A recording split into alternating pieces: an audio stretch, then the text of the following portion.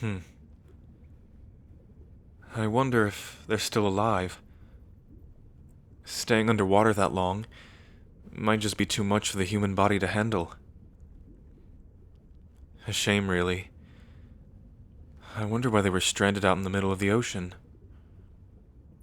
Perhaps, if I expel the water from their lungs, they may be able to tell me.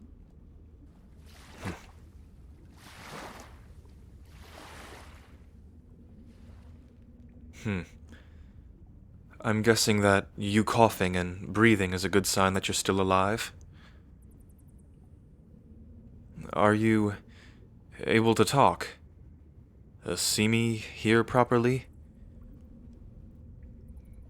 Perhaps healing your fragile mortal body would do you well also.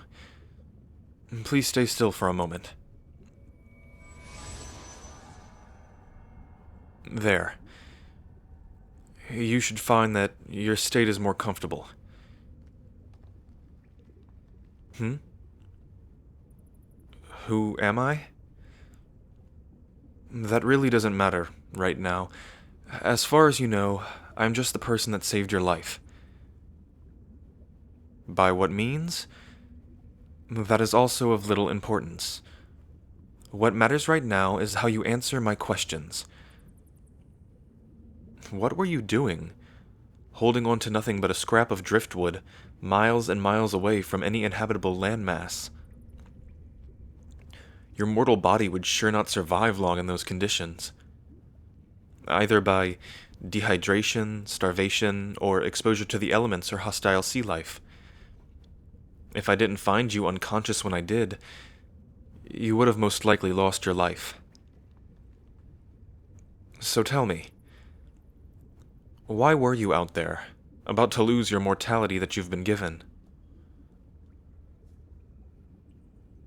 You were on a ship, and were under attack? By other humans, I presume. So, you dove overboard to save yourself from the destruction of your vessel, or the intentions of the attackers. A fair decision, given your options, I presume. And then you drifted alone for about a day or two, I guess. The state of your body and such was indicators of that. But I'm even more curious now. Why? Why do you humans act in such ways? Hostility towards other life, violence, nonsensical hatred and lust for temporary highs. You mortals confuse me. Why do I keep calling you mortals? Because you are, aren't you? And what I will tell you is in that regard, we are vastly different.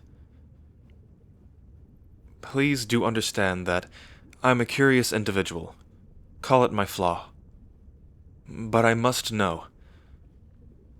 What drives you? What is your motivations? Why is it that you think the way you think? Your existence has raised so many questions for me, and by observing your kind, I find myself drowning in more than when I started. You are creatures that don't abide by a single code. Your conduct is diverse. You yourself are unique from any other mortal.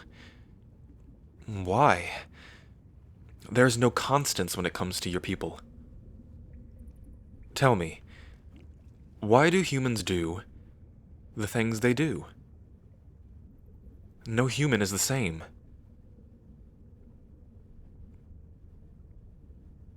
It's the experience of a life that molds them?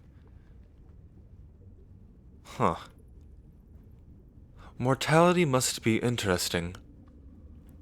Having a certain state of mind molded by the time you're alive, only to know that it will inevitably come to a close. Perhaps it's the fear of mortality that drives some, or maybe the embracement of it. Interesting. Tell me, what do you think I am?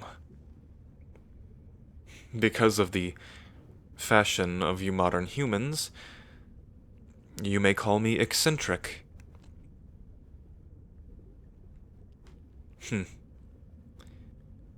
Because you have helped me come to some sort of better understanding of humanity, I shall tell you who I am. You may call me Kel, divine of water and the guardian of the seven seas.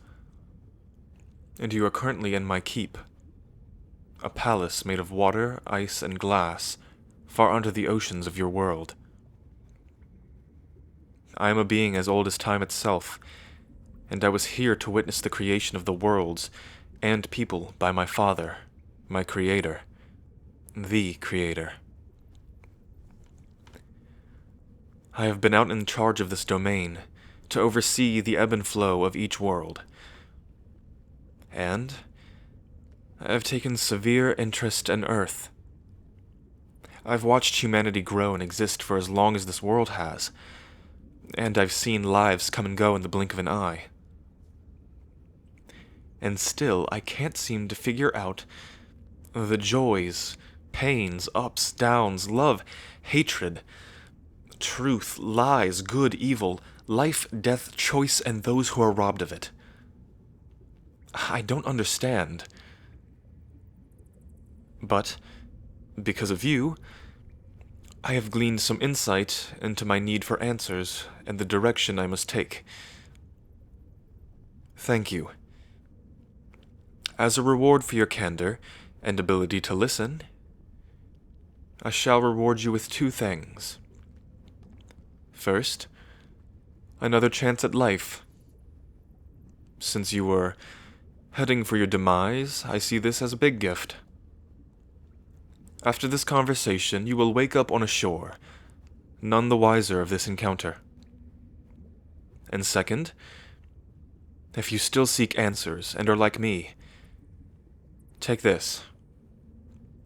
A pendant made from the first water ever created, the River of Eden.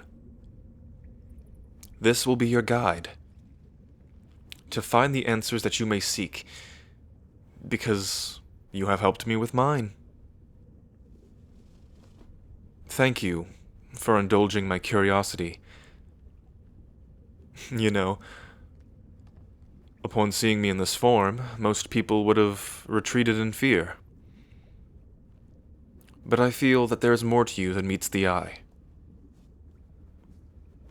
If you ever have a question that you cannot answer, look to the tide, that it may flow towards your answers. Perhaps we may meet again one day, mortal.